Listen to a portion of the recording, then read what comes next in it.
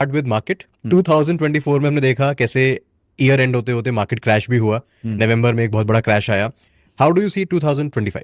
2024 सितंबर तक सब ठीक चल रहा था और आई थिंक वो 27 सितंबर के आसपास का दिन था जब से मार्केट्स ने यू टर्न मार लिया. राइट.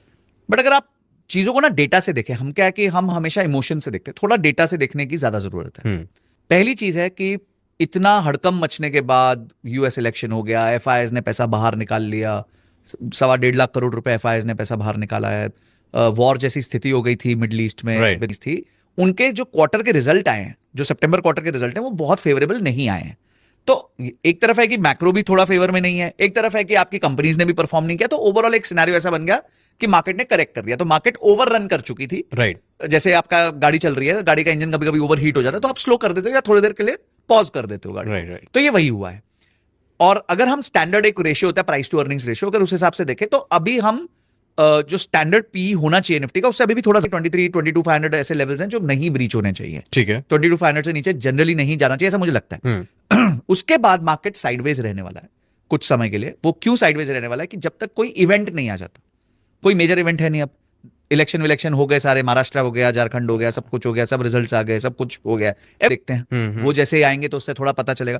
तो जब तक अब मार्केट में कोई नया ट्रिगर ही नहीं है, तब तक मार्केट जनरली साइडवेज, कभी थोड़ी ऊपर कभी थोड़ी नीचे चलती रहेगी. ठीक है. तो मार्केट से अभी बहुत अपेक्षा करना मेरे को नहीं लगता कि बहुत सही रहेगा. This would be my personal understanding. वैसे मेरे जैसे इन्वेस्टर को फर्क नहीं पड़ता कि हमारे को तो धूप हो छाऊं, हमें एसआईपी करनी है, हर महीने एसआईपी जानी ही जानी है.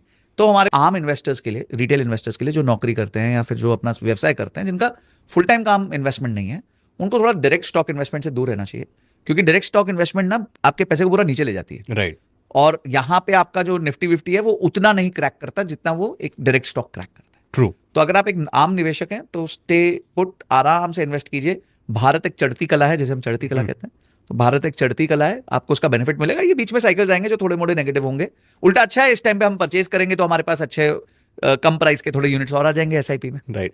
सो ऑब्वियसली आप एसआईपी एसडब्ल्यूपी के बारे में बात करते हैं, तो हम भी उसके बारे में थोड़ा सा बात करते हैं, समझते हैं. स्पेशली 2025 के अगर ट्रेंड्स देखें हम थोड़ा, तो एसआईपी अगर मैं बात करूं एक मिडिल क्लास के हिसाब से, एक बंदा 40-50 हजार रुपए सालाना महीने के कमा रहा है जी, तो उसके हिसाब से आप अगर उसका एसआईपी ब्रेकअप देना चाहें कि उसको कितना एक्सपेंडिचर में रखना चाहिए, कितना उसको एसआईपी सेविंग में रखना चाहिए. देखिए मेरी थीसिस थोड़ी अलग है. काफी लोग 50-30-20 ये सब रूल्स पे बात करते हैं. मुझे ऐसा लगता है कि ये रूल थोड़ा सा अलग होना चाहिए. हर आदमी के लिए अलग होता है, सबके लिए वन साइज फिट्स ऑल नहीं होता. लाइफ को ना बकेट्स में देखो. बकेट्स होते हैं अलग अलग लाइफ के. सबसे पहला बकेट जो होता है ना, आदमी साइकोलॉजिकली सेफ फील करना चाहिए. ठीक है, इन्वेस्टमेंट बाद में आती है, पहले सेफ्टी आती है. वो कहते हैं ना, पहले